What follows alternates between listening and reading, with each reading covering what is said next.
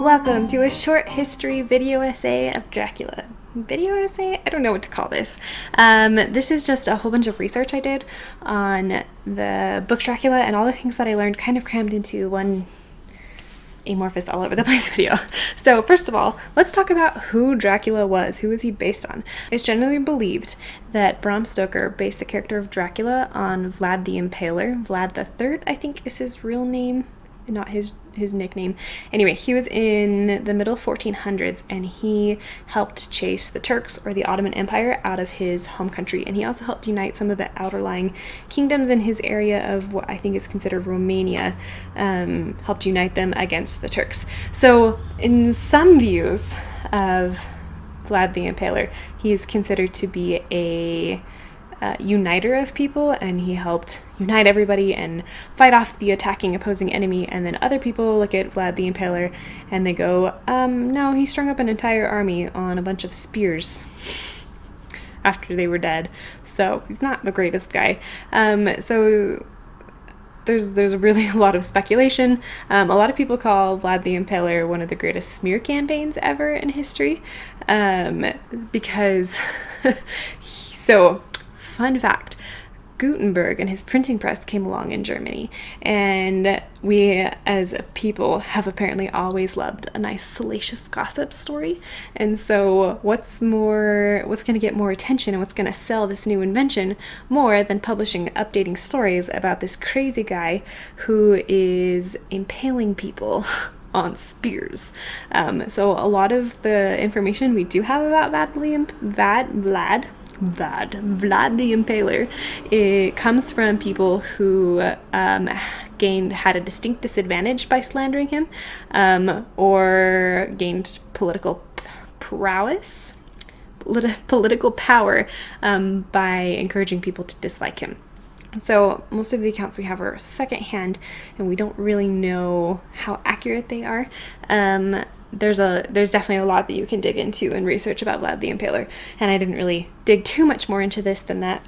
Some people talked a lot about how there's concerns about his mental health and how he felt, but again, we don't have any first-hand information, and it's really easy to look back and be like, yeah, they definitely had PTSD or they definitely had depression, and I want to be really careful about diagnosing people when you don't have a psychological degree, and I don't, so I'm not going to comment much more on that other than to say that people have speculated that, but I didn't find anybody who was a verified psychologist saying that they think, based on the information that they were looking at, that they thought he had mental health concerns.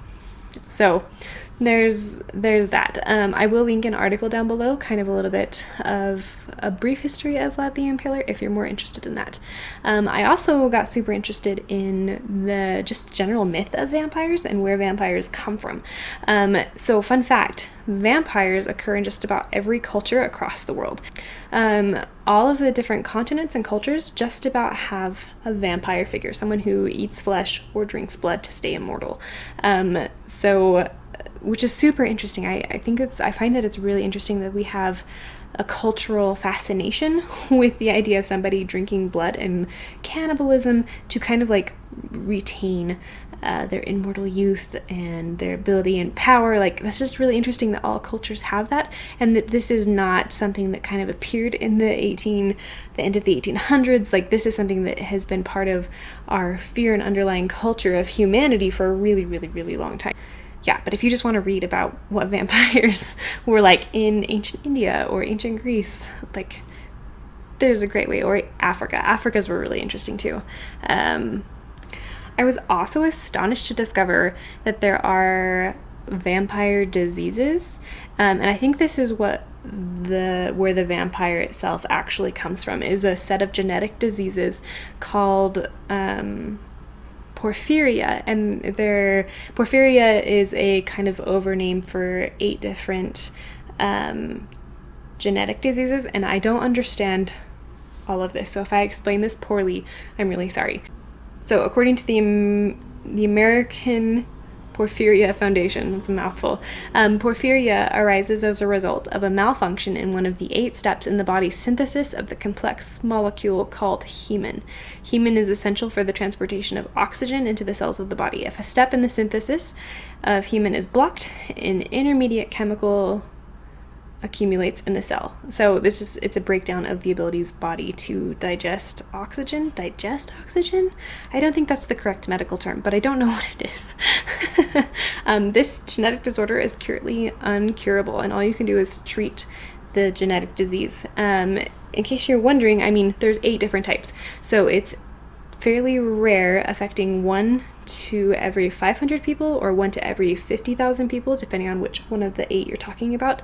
And not everybody who has the genetic defect does have symptoms. I will link some of my resources down below if you're curious about that. But somebody broke down all of the symptoms or general symptoms of porphyria, and so the information that I'm about to list is from the medical press. It's an article that was published June 30th, 2020, and it's called Vampire Myths Originated from a Real Blood Disorder. So let's go over kind of the symptoms that this person has and why those symptoms translated into what we fear in vampires. And it's really interesting to discuss this. So number 1 is a sensitivity to sunlight.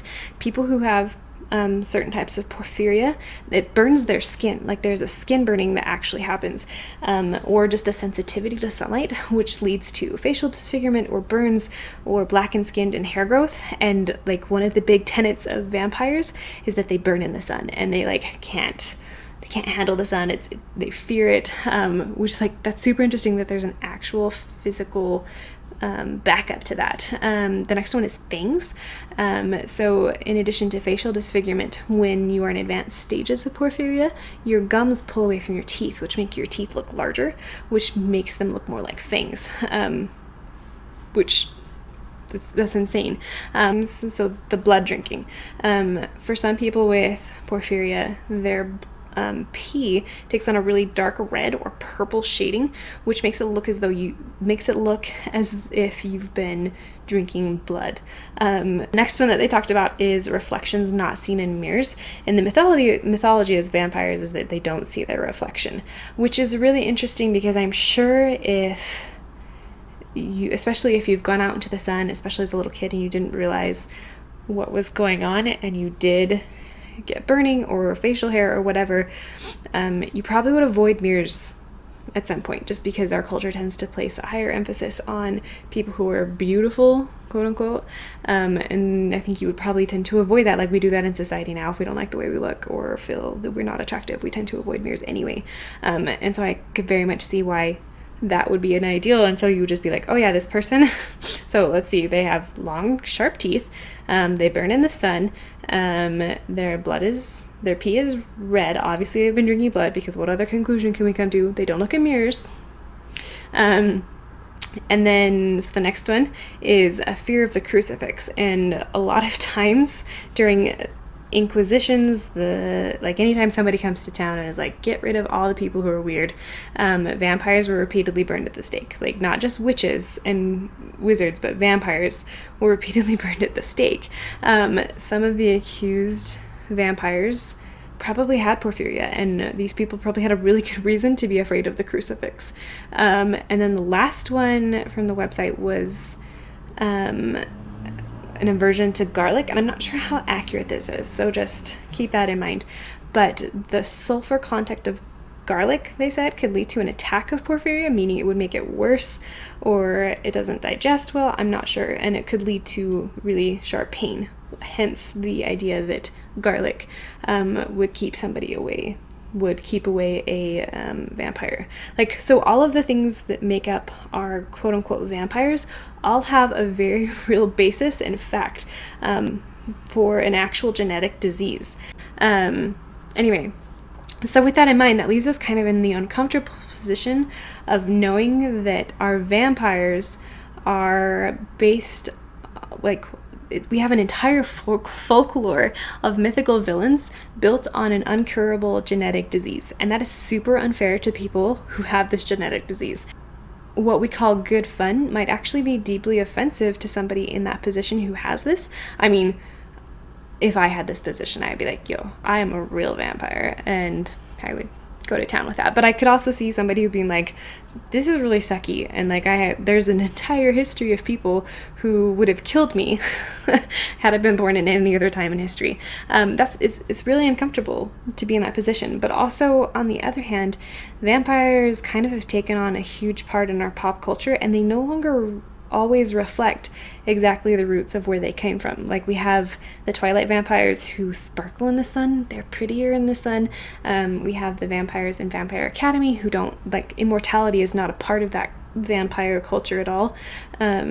So we're definitely moving farther away. Vampires are definitely taking on a life of their own, and they don't always reflect the fear of the human body that we didn't understand.